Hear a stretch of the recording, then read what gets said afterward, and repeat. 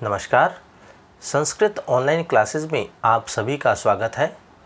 पिछले क्लास में हमने प्रत्यय के टॉपिक के अंतर्गत त्वा प्रत्यय जो है उसके ऊपर हमने चर्चा की थी और उदाहरणों के द्वारा हमने उस प्रत्यय को सिद्ध किया था। आज हम हमारा जो अगला प्रत्यय है ल्यप प्रत्यय, उसके ऊपर हम चर्चा करेंगे और उदाहरणों के द्वारा हम उसे स्पष्ट करेंगे। तो आइए शुरू करते हैं। ल्यप प्रत्यय, सबसे पहले हम बात करेंगे ल्यप प्रत्यय के सूत्र की। तो इसका सूत्र कौन सा होता है? तो सूत्र है हमारा ल्यप प्रत्यय का, वो है समासे नए पूर्व, समासे नए पूर्व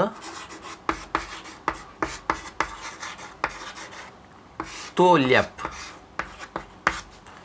समासे नए पूर्व तो ल्यप। अब देखिए जो सूत्र है ये क्या कहता है। सूत्र कहता है कि त्वा प्रत्यांत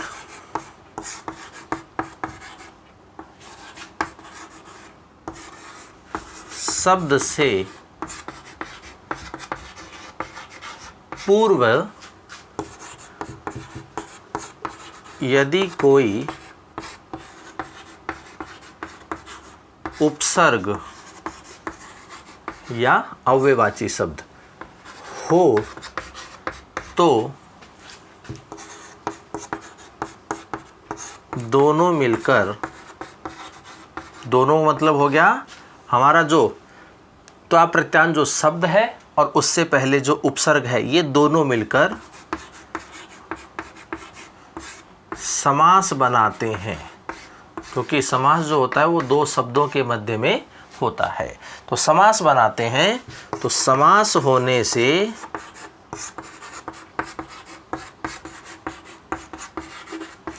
त्वा प्रत्यय ल्यप प्रत्यय में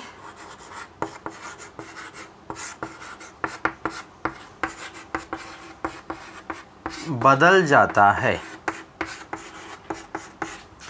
अब देखिए ये जो हमारा सूत्र है ये क्या कहता है कि त्वा प्रत्यांत शब्द से पूर्व अर्थात पहले यदि कोई उपसर्ग या अव्ययवाची शब्द हो तो दोनों मिलकर के समास बनाते हैं और समास होने से त्वा प्रत्यय ल्यप प्रत्यय में बदल जाता है। तो त्वा प्रत्यय के स्थान पर क्या हो जाता है? ल्यप प्रत्यय हो जाता है। अब देखिए त्वा प्रत्यय हमने पढ़ा था, तो त्वा प्रत्यय हमने कैसा पढ़ा था? वो कैसा होता है? अव्यय होता है। अर्थात त्वा प्रत्यय से बनने वाला जो शब्द होता है वह अव्यय कहलाता है, क्योंकि यहाँ किसी प्रकार का कोई भी परिवर्तन नहीं होता है।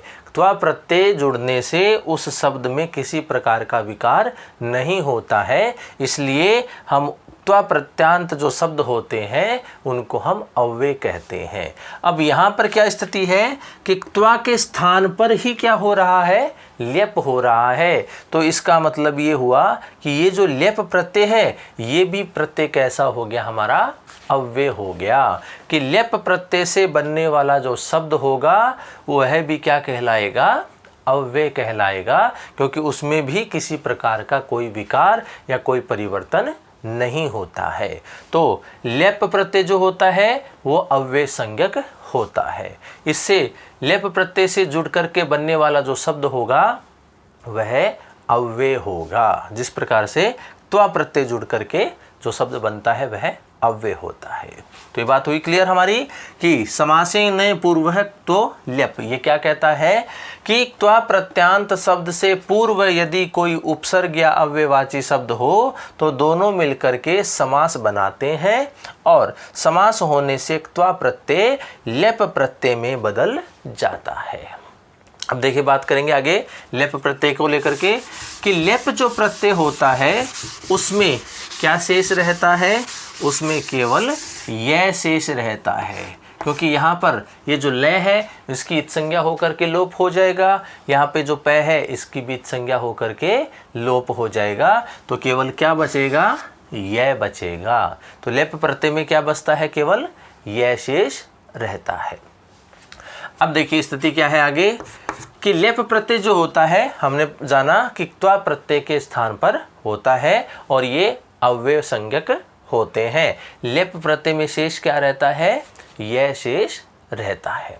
अब आगे नियम देखिए कि लेप प्रत्यय जब हम किसी शब्द में जोड़ते हैं अर्थात किसी धातु में जब हम जोड़ेंगे तो धातु में किस प्रकार से परिवर्तन होता है कि नहीं होता है, तो उस स्थिति को हम देखें कि लेप प्रत्यय क्या हो, बाद में हो, या हम ये कहें कि यदि धातु के या धातु में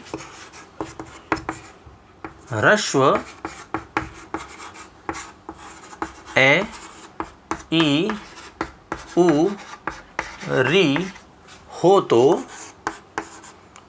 धातु में ह्रस्व ए ई उ और री हो तो उससे परे लेप प्रत्यय हो तो धातु एवं लेप प्रत्यय के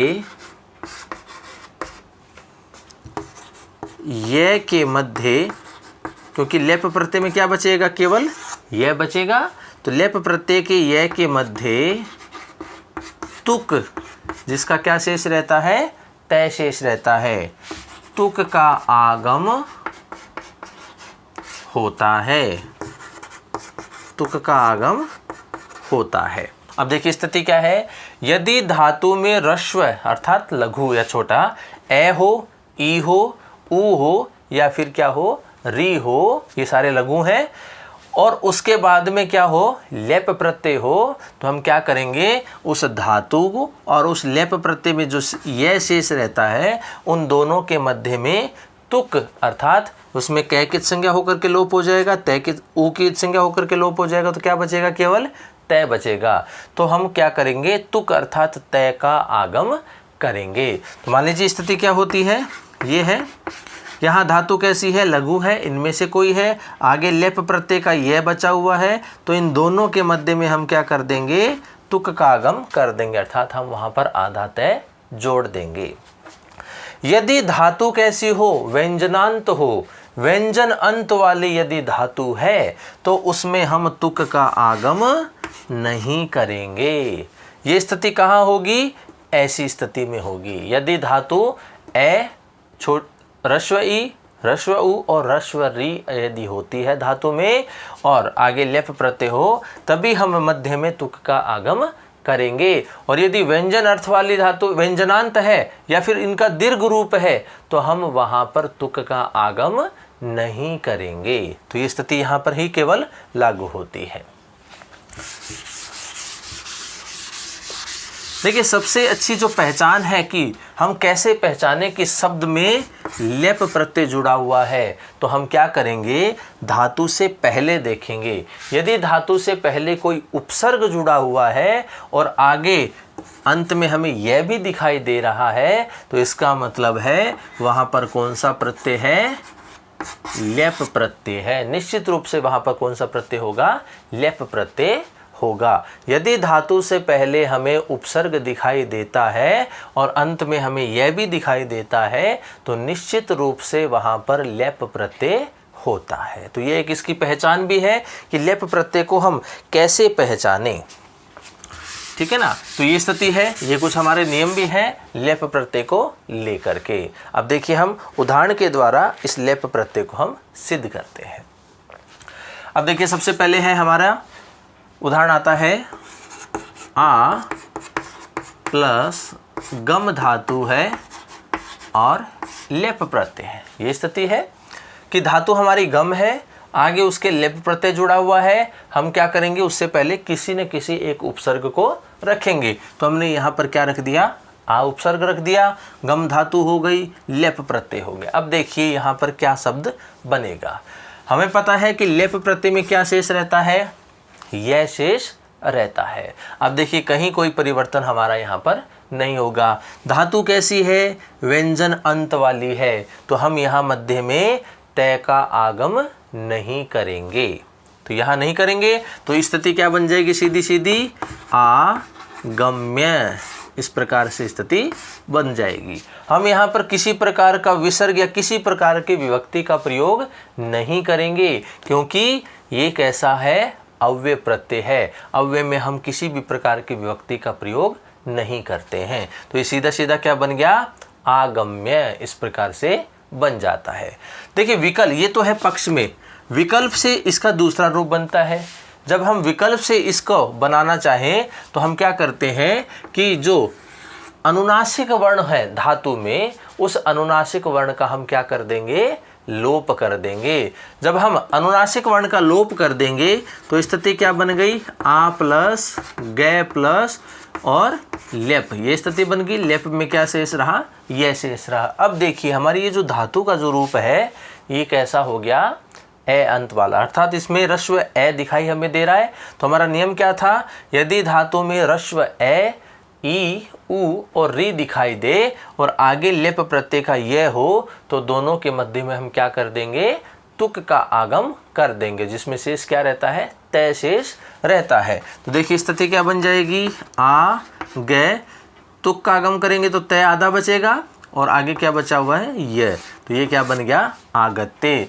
ये शब्द जो बनता है वो कैसा बनता है, विकल्प में बनता है, और ये कैसा बनता है, ये पक्ष में बनता है। तो आ प्लस गम धातु लेप प्रत्यय है तो क्या शब्द बना हमारा, आगम में भी बना, और आ प्लस गम धातु लेप प्रत्यय है तो वो क्या बना, आगत्य भी बना। इस प्रकार हम दोनों ही रूप बना सकते हैं। और उदाहरण देखिए,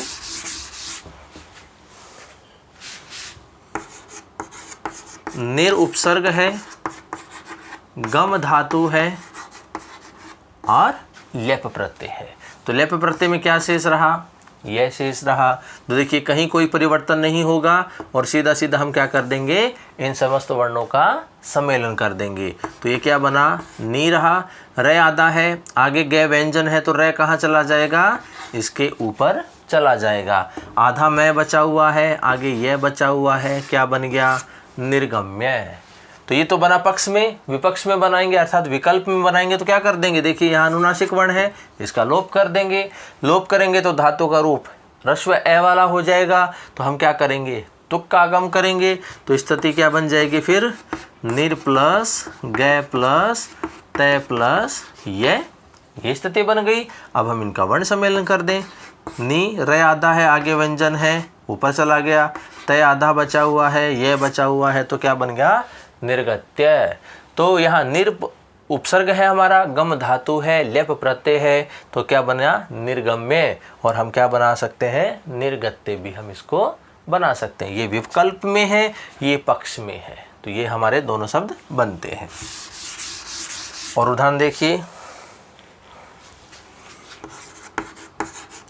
आओ उपसर्ग है, लोक धातु है और लेप प्रत्यय है। तो देखिए लेप प्रत्यय में क्या शेष रहा, यह शेष रहा। अब देखिए स्थिति क्या बन गई, ये तो उपसर्ग है, ये तो बिल्कुल ऐसा कैसा रहेगा। लोक धातु, देखिए अब ये धातु जो है वो व्यंजन अंत वाली है, व्यंजन अंत वाली है, तो इसमें हम कहीं भी तुक का आगम नहीं करेंगे तो ये सारे वर्ण ऐसे के ऐसे ही आपस में मिलेंगे। तो ये औ हो गया, ये लो हो गया, कै आधा है, आगे ये बचा हुआ है, तो ये क्या बन गया, अवलोक्य। तो अव उपसर्ग हो गया, लोक धातु हो गई, लेप प्रत्यय होगा, मिलकर के क्या बनेगा, अवलोक्य ऐसा बनेगा। क्योंकि व्यंजनंत वाली धातु है तो कहीं कोई परिवर्तन नहीं होगा, किसी भी तुक का आगम नहीं होगा, तो सीधा सीधा वर्ण मिलकर के इस शब्द का निर्माण कर देंगे। और देखिए उप उपसर्ग है, क्री धातु है, लेप प्रत्यय है। लेप प्रत्यय में क्या शेष रहा, यह शेष रहा। यहाँ पर धातु को देखिए, अब धातु में क्या है, ह्रस्व री है, री ह्रस्व है तो आगे लेप का ये भी है, तो अब क्या करेंगे हम, मध्य में तुक का आगम करेंगे, अर्थात तय का आगम हम उसमें करेंगे। तो स्थिति क्या बन जाएगी, उप प्लस क्री प्लस तय प्लस ये, तुक का तय बच गया, ये स्थिति बन गई। अब हम इनका वर्ण सम्मेलन कर देंगे। तो उप क्री तय आधा है, ये बचा हुआ है, तो क्या बन गया, उपकृत्य। उप उपसर्ग कृ धातु लेप प्रत्यय मिलकर के क्या बनेगा, उपकृत्य। इस प्रकार से शब्द बनता है। और देखिए सम उपसर्ग है, धा धातु है, लेप प्रत्यय है। लेप प्रत्यय में क्या शेष रहा, यह शेष रहा। यहाँ हमारा कोई भी नियम काम नहीं कर रहा है, तो इसलिए बिल्कुल ऐसा कैसा बनेगा। अब यहाँ स्थिति देखिए, यहाँ जो उपसर्ग में मैं जो है अनुनासिक है, आगे व्यंजन अक्षर है, तो यहाँ मोनुस्वर हमारा जो सूत्र आता है, जो हमने फर्स्ट ईयर में संधि के अंतर्गत पढ़ा था, वो क्या होगा कि मैं को अनुस्वार आदेश हो जाता है। तो स्थिति क्या बन जाएगी, अब ये सन प्लस धा प्लस और लेप का क्या बचा हुआ है, ये बचा हुआ है। अब यहाँ पर देखिए स्थिति क्या बन रही है, अनुस्वारस्य यही परसवर्ण, अनुस्वारस्य यही परसवर्ण, कि अनुस्वार के पश्चात में यदि य वर्ण है तो उसको परस्वर्ण आदेश हो जाता है, मतलब बाद वाले के अनुसार उसको आदेश हो जाता है। अनुस्वार का मतलब क्या होता है, पंचम अक्षर। अब इस अनुस्वार को हमें अक्षर में बदलना है, तो कैसे बदलेगा, वो इसके अनुसार बदलेगा। पंचम अक्षर होता है तो देखिए ध जो होता है वो कहाँ आता है, किस वर्ग में आता है, तय वर्ग में आता है। तय वर्ग का पंचम अक्षर क्या होता है, न होता है। तो ये जो अनुस्वार है वो किस में बदल जाएगा, न में बदल जाएगा, और ये स्थिति क्या बन जाएगी, संधाय। इस प्रकार से ये शब्द बनता है। सम उपसर्ग धा धातु लेप प्रत्यय क्या बनेगा, संधाय। इस प्रकार से शब्द बनता है। और उदाहरण देखिए, उप उपसर्ग है, जी धातु है, लेप प्रत्यय है। लेप प्रत्यय में क्या शेष रहा, यह शेष रहा।